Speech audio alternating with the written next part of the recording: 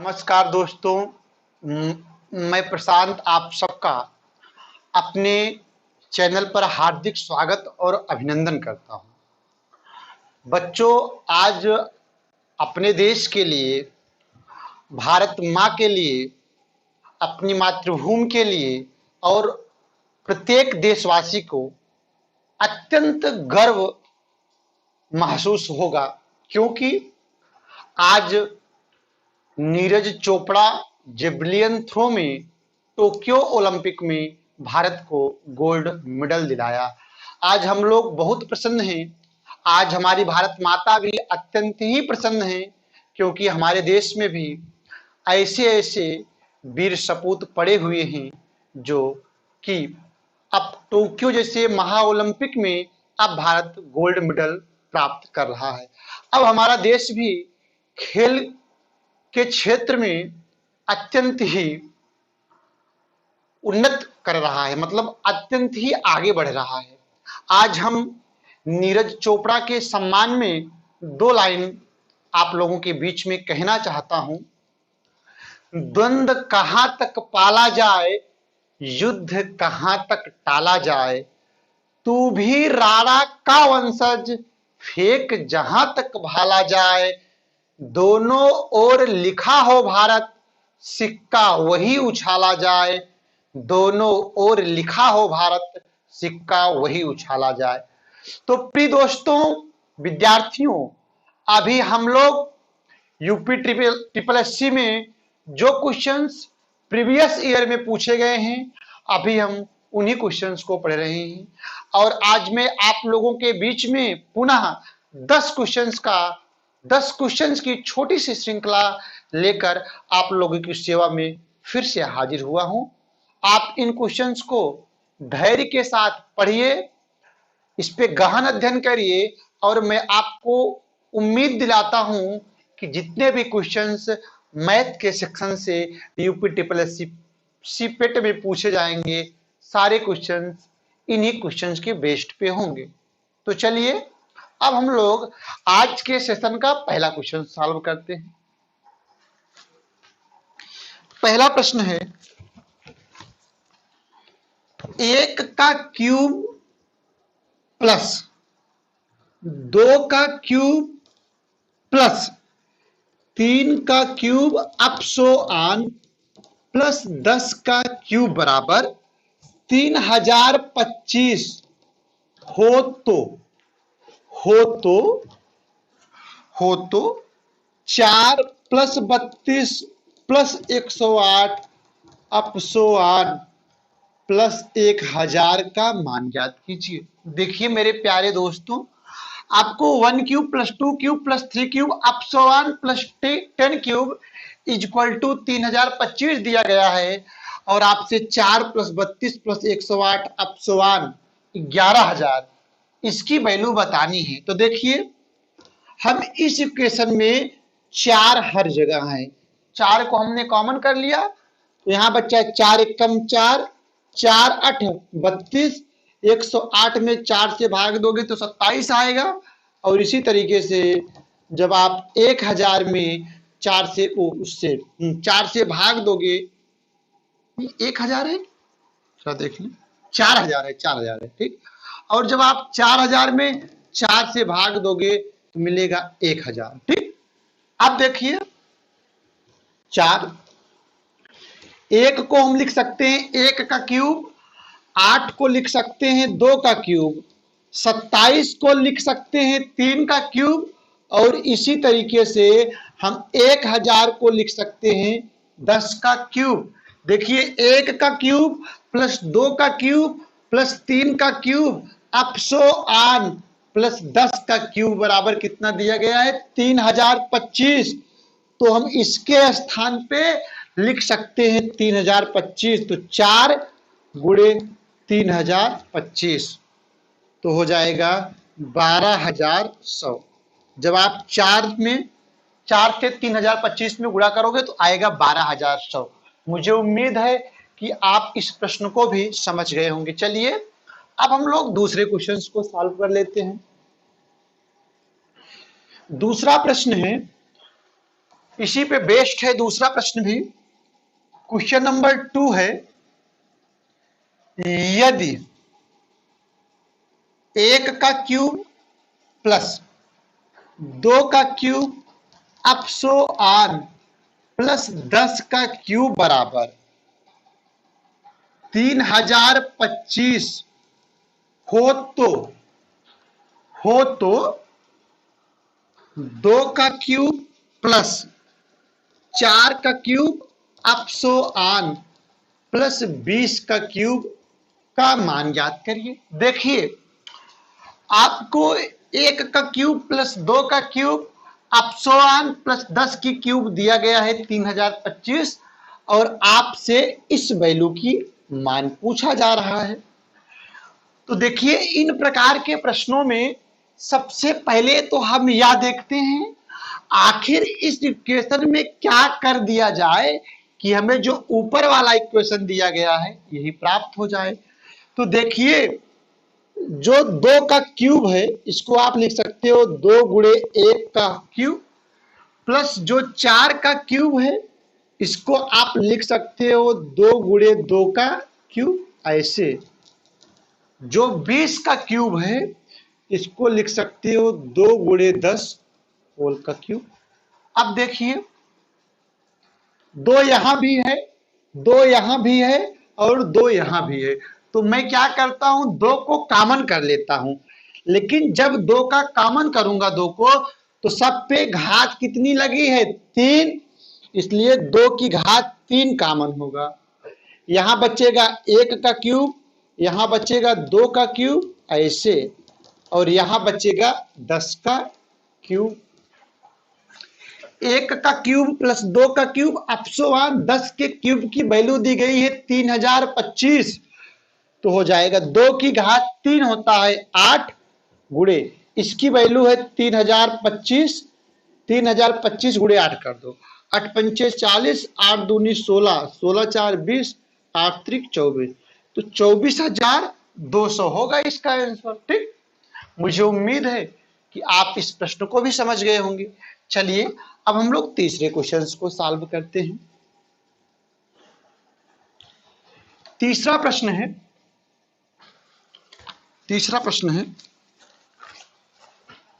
Question number 3 में लिख देता हूं। एक कूलर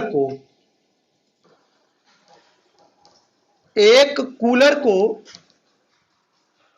5 किस्तों में बेचा गया। एक कूलर को 5 किस्तों में बेचा गया। ठीक, हर किस्त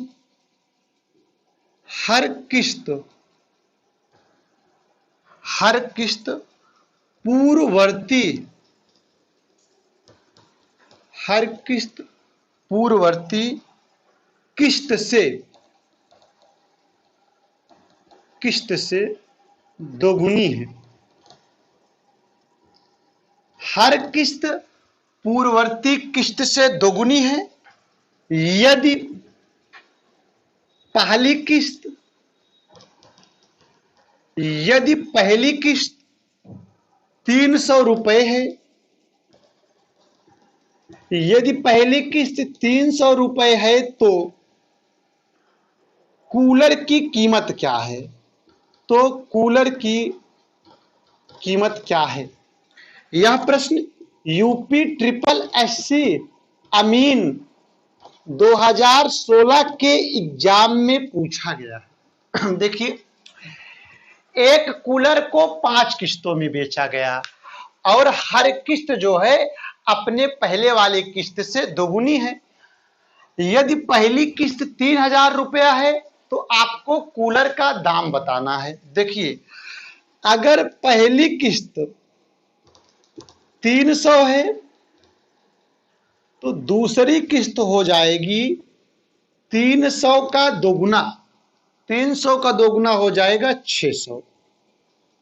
तीसरी किस्त हो जाएगी 600 का दोगुना 1200। चौथी किस्त हो जाएगी 1200 का दोगुना 2400, और पांचवी किस्त हो जाएगी 2400 का 2 गुना 4800। हर किस्त अपने पहले वाली किस्त से दोगुनी है। जैसे पहली किस्त 300 है तो इसके बाद वाली किस्त 600 हो जाएगी और 600 के बाद वाली किस्त 1200। ठीक है, क्योंकि जो हर किस्त अपने पहले वाली किस्त से दुगुना है। जैसे दूसरी किस्त 600 है तो ये पहले वाले किस्त से कितना गुना है? 2 गुना है। तीसरी किस्त 1200 है, या अपने पहले वाली किस्त का क्या 2 गुना है। तो 5 किस्त यही हुई कूलर की। आपसे कूलर का दाम पूछा गया है।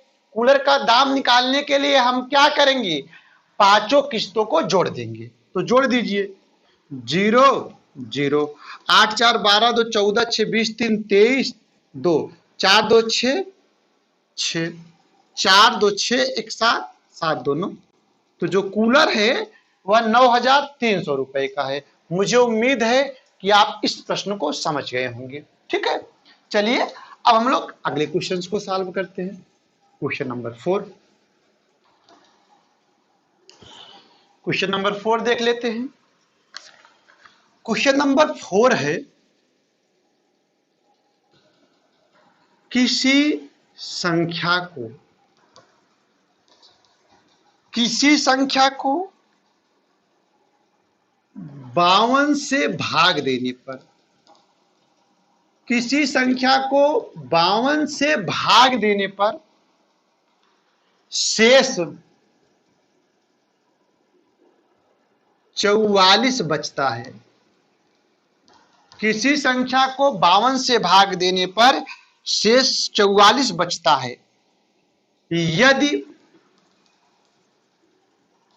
उस संख्या को 13 से भाग दिया जाए, 13 से भाग दिया जाए तो शेष क्या बचेगा, यही आपको बताना है। देखिए दोस्तों, कोई संख्या थी, जब आप उस संख्या में 52 से भाग देते थे तब 44 शेष बचता था। प्रश्न में पूछा गया है कि जब हम उसी संख्या में अब 52 से भाग ना देकर 44 से भाग देंगे तो शेष क्या बचेगा। देखिए, इस प्रकार के प्रश्नों में यदि पहला भाजक दूसरे भाजक से विभाज्य हो, जैसे जो 52 है वह 13 से कट जाएगा, 13 चौका 52, तब हमें कुछ नहीं करना होता है।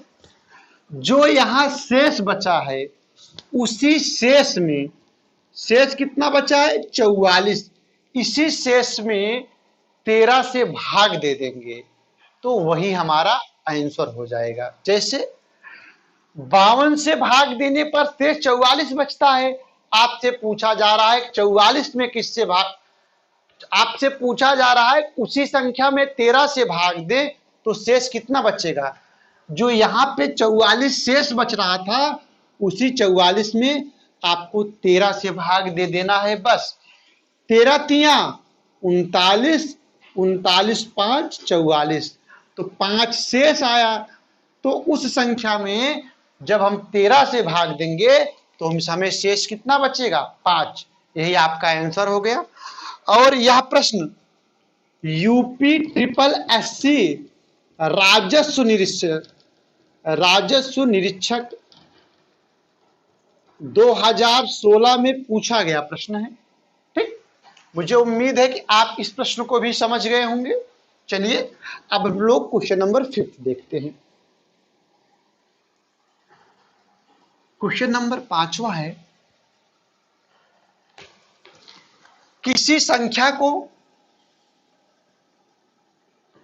391 से भाग देने पर,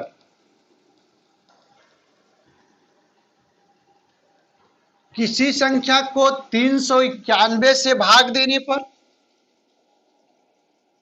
शेष 58 आता है, शेष 58 आता है। तो उसी संख्या को तो उसी संख्या को तो उसी संख्या को 17 से भाग देने पर शेष क्या प्राप्त होगा। देखिए, कोई संख्या थी, जब आप उस संख्या में 391 से भाग दे रहे थे तब आपको शेष जो मिलता था 58 मिलता था। अब आपसे पूछा जा रहा है कि उसी संख्या में अब 391 से भाग न दे करके 58 से भाग दिया जाए तो शेष नहीं, 391 से भाग न दे करके 17 से भाग दिया जाए तो शेष क्या बचेगा। अभी हमने आपको इसके पहले वाले प्रश्न में बताया कि इस प्रकार के प्रश्नों में जो पहला भाजक हो अगर वह दूसरे भाजक से विभाज्य हो, देखिए क्या 391 17 से कट जाएगा, हाँ 17 दूना 34, 5 39, 51, 17 त्रिक 51 पूरा पूरा कट जाएगा। तब हमको कुछ नहीं करना होता, जो यहाँ पे शेष बचा है 58, इसी 58 में हम 17 से भाग दे देंगे। 17 त्रिक 51, 51 7 58, तो जो शेष आया 7, तो जब हम उस संख्या में 17 से भाग देंगे तो हमें शेष 7 बचेगा। यही आपका आंसर हो जाएगा। चलिए अब हम लोग नेक्स्ट क्वेश्चंस को सॉल्व करते हैं। अब हम लोग क्वेश्चन नंबर 6 को देख लेते हैं। क्वेश्चन नंबर 6 है 10 संख्याओं का औसत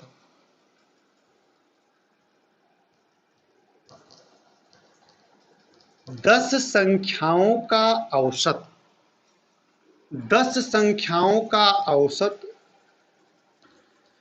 6 है। 10 संख्याओं का औसत 6 है। यदि प्रत्येक संख्या को यदि प्रत्येक संख्या को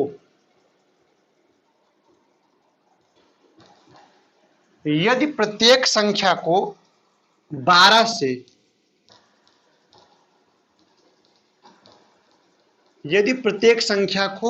से गुणा कर दिया जाता है, 12 से गुणा कर दिया जाता है, 12 से गुणा कर दिया जाता है, तो संख्याओं का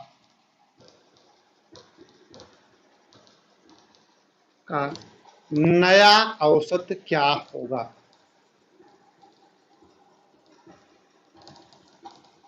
ऑप्शन है, पहला ऑप्शन है 20, दूसरा ऑप्शन है 28, तीसरा है 36, चौथा ऑप्शन से 32। देखिए 10 संख्याओं का औसत 6 है।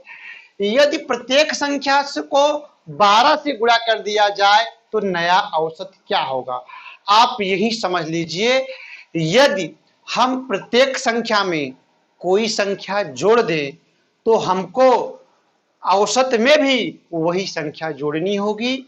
यदि प्रत्येक संख्या में हम कोई संख्या घटाएं तो जो नया औसत होगा संख्याओं का, वह जो नया औसत होगा पुराने औसत में से हमें उसी संख्या को घटा देना है।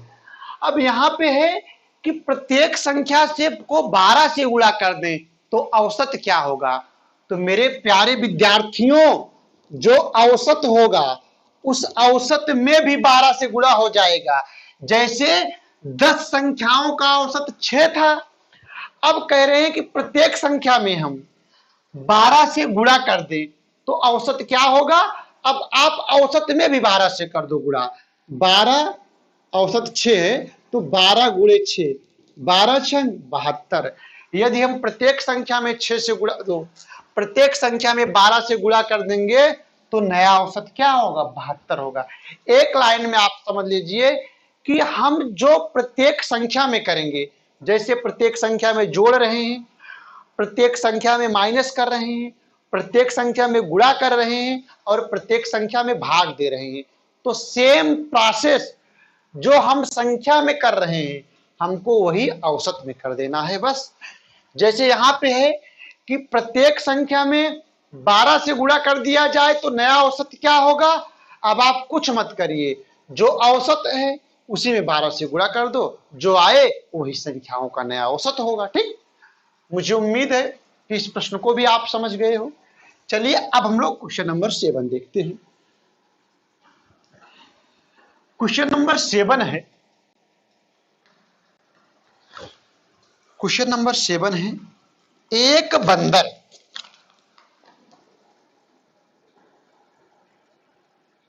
एक बंदर 12 मीटर लंबे खंभे पर 12 मीटर लंबे खंभे पर एक मीटर एक बंदर 12 मीटर लंबे खंभे पर एक मिनट में एक मिनट में 1 मीटर चढ़ता है। 1 मिनट में 1 मीटर चढ़ता है तथा हर दूसरे मिनट में तथा हर दूसरे मिनट में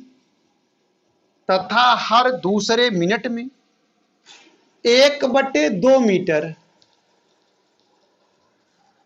नीचे फिसल जाता है। नीचे फिसल जाता है तो बंदर कितने मिनट पे शिखर पर पहुंचेगा। देखिए सब लोग, ऑप्शंस में दिया गया है 44 मिनट, 45 मिनट, 36 मिनट दी है। उपर्युक्त में से कोई नहीं। देखिए मेरे प्रिय विद्यार्थियों, जो एक बंदर है वह 12 मीटर लंबे खंभे पर 1 मिनट में 1 मीटर चढ़ता है। जैसे जो बंदर है वह 1 मिनट में चढ़ता है 1 मीटर। ठीक, पहले मिनट में तो 1 मीटर चढ़ा और हर दूसरे मिनट में 1 मीटर 1/2 मीटर नीचे फिसल जाता है। तो पहले मिनट में 1 मीटर ऊपर चढ़ा और दूसरे मिनट में आधा मीटर नीचे आ गया। तो 2 मिनट में चढ़ता है। 2 मिनट में बंदर कितना मीटर चढ़ेगा भाई? पहले मिनट में तो बंदर 1 मीटर ऊपर गया और दूसरे मिनट में आधा मीटर नीचे आ गया। तो 2 मिनट में बंदर कितना चढ़ेगा? पहले मिनट में 1 मिनट ऊपर गया और दूसरे मिनट में आधा मीटर नीचे आ रहा है। तो 2 मिनट में कितना चढ़ेगा? 1-1/2 बराबर कितना आया? आधा मीटर। मुझे उम्मीद है कि आप समझ गए होंगे इस बात को मेरे, कि जो बंदर है 1 मिनट में 1 मीटर ऊपर चढ़ता है, फिर दूसरे मिनट में आधा मीटर नीचे आ जाता है। तो कहने का मतलब 2 मिनट में बंदर केवल आधा मीटर चढ़ता है। अगर 2 मिनट में आधा मीटर चढ़ता है तो 1 मीटर चढ़ने में कितना मिनट लगेगा? लगेगा 4 मिनट। 4 मिनट में चढ़ेगा बंदर 1 मीटर। तो 12 मीटर चढ़ना है तो अगर 4 मिनट में चढ़ता है 1 मीटर, तो 11 चौक कितना होता है? 44। 44 मिनट में चढ़ेगा 11 मीटर। यहां तक, पहले यहां तक की आप बात समझिए। जैसे जो बंदर है 1 मीटर चढ़ता है 4 मिनट में, 1 मीटर ऊपर जाता है 4 मिनट में, तो 11 मीटर जाने में उसे कितना मिनट लगेगा? 11 चौक 44 मिनट। तो जो बंदर है 44 मिनट में तो 11 मीटर जाता है, और बंदर को शिखर पे पहुंचना है। तो इसका मतलब है फिर जब अगला मिनट, जब 44 मिनट के बाद जब अगला मिनट वह चलेगा तो कितना मीटर चढ़ लेगा? 1 मीटर। तो कहने के मतलब 45 मिनट में जो बंदर है 11 प्लस 1 कितना मीटर जाएगा? 12 मीटर। तो बंदर को शिखर पे पहुंचने पे 45 मिनट लगेगा। मुझे उम्मीद है कि आप इस प्रश्न को भी समझ गए होंगे। चलिए अब हम लोग क्वेश्चन नंबर 8 देख लेते हैं।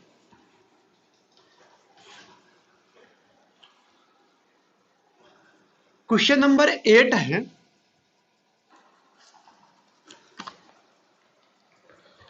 क्वेश्चन नंबर 8 देख लेते हैं। एक व्यक्ति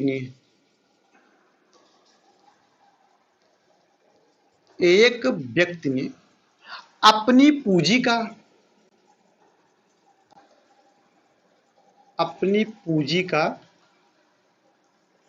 1/2 भाग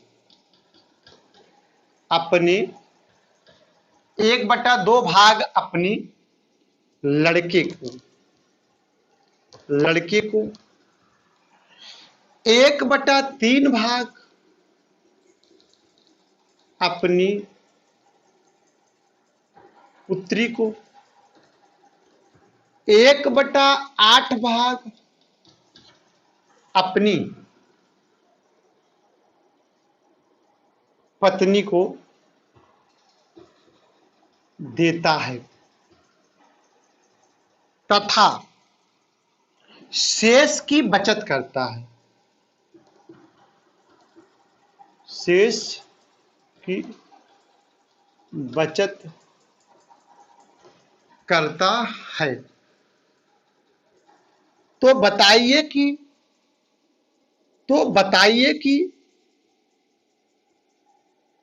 अब उसके पास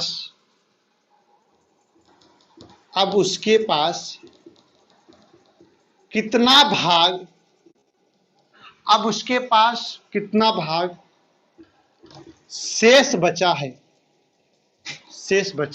देखिए फ्रैक्शंस में जो व्यक्ति के पास कुल रुपया होगा, जो कुल भाग होगा, उसको हमेशा हम लोग भिन्न में 1 मानते हैं। मान लो कि व्यक्ति के पास कुल भाग कितना है, कुल धन कितना है? 1 है। पत्नी, पुत्र और पुत्री को दिया गया कुल भाग निकाल लो। पत्नी, पुत्र तथा पुत्री को दिया गया कुल भाग।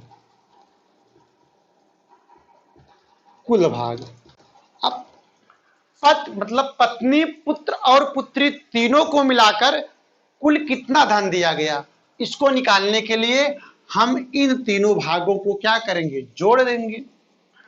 तो जोड़ दीजिए, 1/2 प्लस 1/3 प्लस 1/8।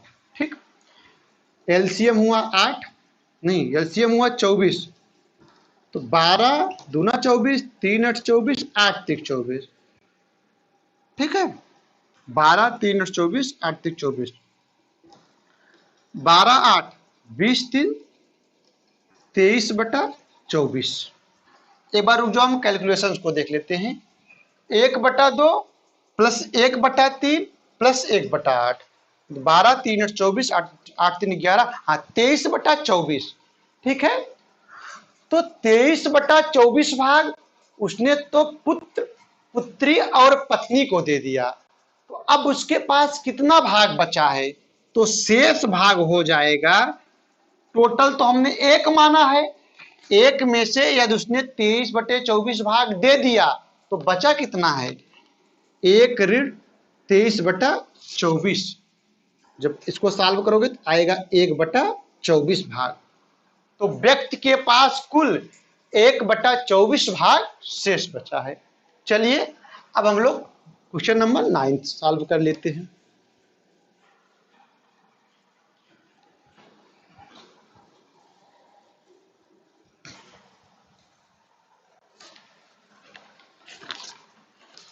क्वेश्चन नंबर 9 है, किसी वस्तु का लागत मूल्य, किसी वस्तु का लागत मूल्य, किसी वस्तु का लागत मूल्य, किसी वस्तु का लागत मूल्य इसके विक्रय मूल्य का, इसके विक्रय मूल्य का 80% है तो लाभ प्रतिशत क्या है, तो लाभ प्रतिशत क्या है। ठीक, ऑप्शंस दिया गया है 20%, 25%, 20%, 28% और 30%। प्रश्न है, किसी वस्तु का जो लागत मूल्य है विक्रय मूल्य का 80% है, तो जो लागत मूल्य होता है उसी को हम अंकित मूल्य कहते नहीं, जो लागत मूल्य होता है उसी को हम क्रय मूल्य कहते हैं। चाहे आप क्रय मूल्य कहिए चाहे आप लागत मूल्य कहिए, बात दोनों एक ही है। तो जो लागत मूल्य है यानी कि जो क्रय मूल्य है वह विक्रय मूल्य का 80% है, तो मैं मान लेता हूं कि जो विक्रय मूल्य, इसको एसपी कहते हैं, जो विक्रय मूल्य है वह 100 रुपया है, जो विक्रय मूल्य है वह 100 रुपया है। तो क्रय मूल्य या लागत मूल्य होगा 100 का 80%, 100 का 80% 80 होगा, तो क्रय मूल्य हो जाएगा 80 रुपया। देखिए हम किसी वस्तु को 80 रुपए में खरीद कर 100 रुपए में बेच देते हैं तो मुझे लाभ कितने का होगा, लाभ 20 रुपए का होगा। अरे भैया 100 रुपए में हमने किसी वस्तु को खरीदा और 20 में मैंने बेच दिया तो लाभ कितने का, नहीं 80 में मैंने खरीदा, क्रय मूल्य 80 है, मिस्टेक हो जाती है, क्रय मूल्य 80 है, उसको हमने 100 में बेचा, तो 80 में खरीद के 100 रुपए में बेच दिया, लाभ कितने का हो रहा है, 20 रुपए का। तो जो लाभ है, लाभ हो जाएगा 100 माइनस 80 बराबर 20 रुपया, लाभ हुआ 20 रुपए का। तो प्रतिशत लाभ बराबर, प्रतिशत लाभ बराबर होता है लाभ, लाभ है 20 गुणे 100 बटे क्रय मूल्य, क्रय मूल्य है 80, 20 चौका 80, 4 से 100 कटा तो 25 आया, तो उस व्यक्ति को 25% का लाभ होगा।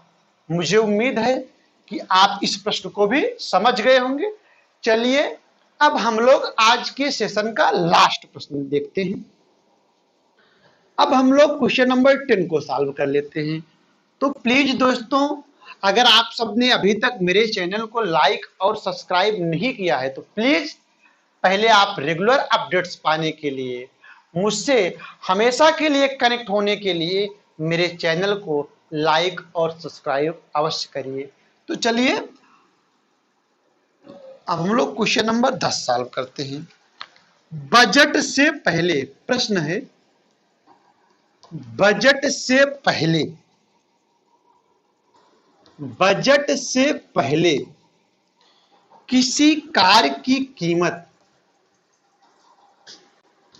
किसी कार की कीमत, बजट से पहले किसी कार की कीमत 30% बढ़ाई जाती है। बजट से पहले किसी कार की कीमत 30% बढ़ाई जाती है। और बजट में फिर और बजट में फिर और बजट में फिर 10% बढ़ाई जाती है। और बजट में फिर 10% बढ़ाई जाती है। तो कार की कीमत में कुल प्रतिशत वृद्धि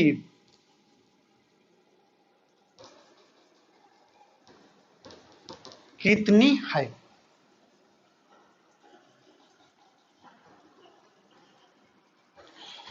बयालीस प्रतिशत, 41%, 44%, 43%। देखिए, एक बजट से पहले किसी कार की कीमत को 30% बढ़ाया जाता है और फिर 10% बढ़ा दिया जाता है।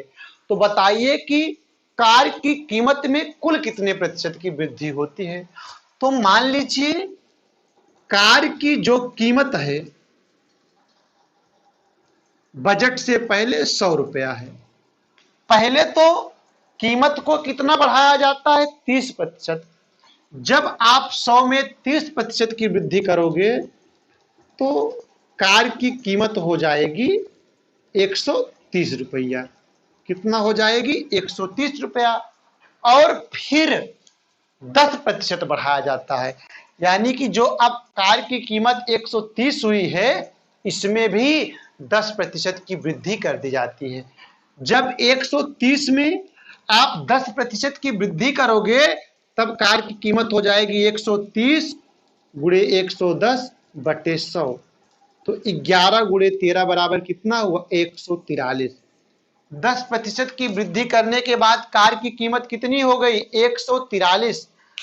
पहले कार की कीमत 100 थी, अब कार की कीमत 143 रुपया हो रही है। तो कितने की वृद्धि हो रही है? 43 रुपए की। लेकिन यह वृद्धि 100 रुपए में है, इसलिए हम इस जो 43 रुपए की वृद्धि हो रही है इसको हम प्रतिशत में 43% भी लिख सकते हैं। मुझे उम्मीद है कि आप इस प्रश्न को समझ गए होंगे। देखिए, इस प्रश्न को सॉल्व करने का एक सिंगल फार्मूला है, हम उससे भी सॉल्व कर देते हैं। एक फार्मूला होता है, यदि किसी वस्तु के कीमत में x और y प्रतिशत की क्रमागत वृद्धि कर दी जाए तो वस्तु की कीमत कितनी होगी? तो वह होता है x plus y plus x y बटे 100। पहले कितने प्रतिशत की वृद्धि कर दी जा रही है? 30%। जहां x है वहां 30 रख दो। और बाद में कितना बढ़ाई जा रही है? 10%। जहां y है वहां 10% रख दो और इसी को कर लीजिए साल। 30 10 40, 3 एक कम 3, 40 3 43। तो कार की कीमत में कुल कितने प्रतिशत की वृद्धि होगी? 43% की। मुझे उम्मीद है कि सारे क्वेश्चंस आपको बेहतरीन ढंग से समझ में आ गए होंगे। तो वीडियो को पूरा वॉच करने के लिए थैंक यू। अब हम लोग मिलते हैं नेक्स्ट सेशन में।